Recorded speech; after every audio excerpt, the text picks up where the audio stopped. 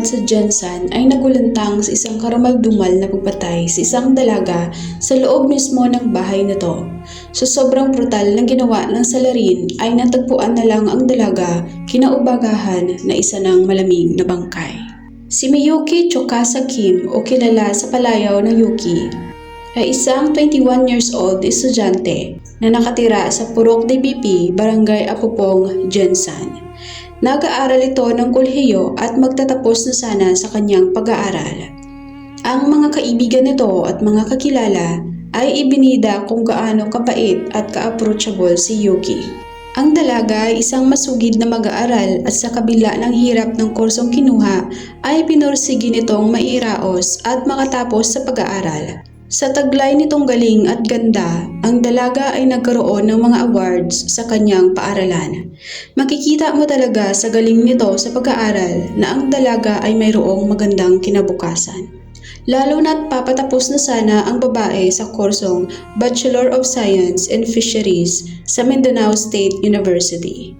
Malapit na sana matupad ang kanyang pangarap na maging fishery professional. Ngunit ang magandang pangarap na yon ay magtatapos noong araw ng December 7, 2025. Ang araw na iyon ay pangkaraniwang araw lamang para kay Miyuki. Tumulong pa ang dalaga sa pagbantay ng STL outlet nila na malapit lamang sa kanilang bahay. Noong hapon ay nagsabi ang kanyang ina at ang stepfather nito na dadalo ang mga ito sa isang handaan sa pag-aakalang susunod doon ang dalaga sa kanyang mga magulang. Ngunit lumalim na ang gabi at walang Miyuki ang sumunod. Walang Miyuki ang dumating. Nang sumunod na umaga, isang tao ang nagbukas ng STL branch na kalapit lamang sa bahay nila Yuki. At napansin nito na bukas ang pintuan ng bahay ng biktima. Ngunit pagbukas nito sa kwarto ng dalaga, ay nabigla ito sa kanyang nakita. Si Yuki ay nasa gilid ng kama nito, tad-tad ng saksak sa katawan, may gilid sa leeg at naliligo sa sarili nitong mga dugo. Ang komunidad ay nagulantang nang kumalat ang balitang natagpuan na lamang ang walang buhay na katawan ni Yuki sa kama nito na patay na. Ayon sa investigador, si Miyuki ay sinaksak ng 30 beses at ang isa doon ay ang malalim na gilid sa kanyang leeg na agad nitong ikinamatay. Naiulat din na ang pera sa loob ng kwarto ay kinuha umano ng pumatay kay Miyuki.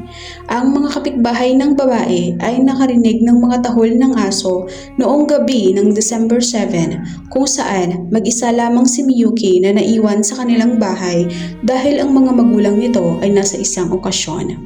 Naiulat din ang maagang pagpatay ng ilaw sa bahay ng biktima na hindi naman nila talaga palaging ginagawa. Sa paunang investigasyon, personal grudge o di kaya pagnanakaw ang tinitingnang motibo sa pagpatay kay Yuki. Bagamat nawawala ang pera sa bahay ng biktima, ang mga investigador ay hindi pa rin matiyak kung pagnanakaw nga ba talaga ang nagtulak sa salarin na tapusin ang buhay ni Yuki.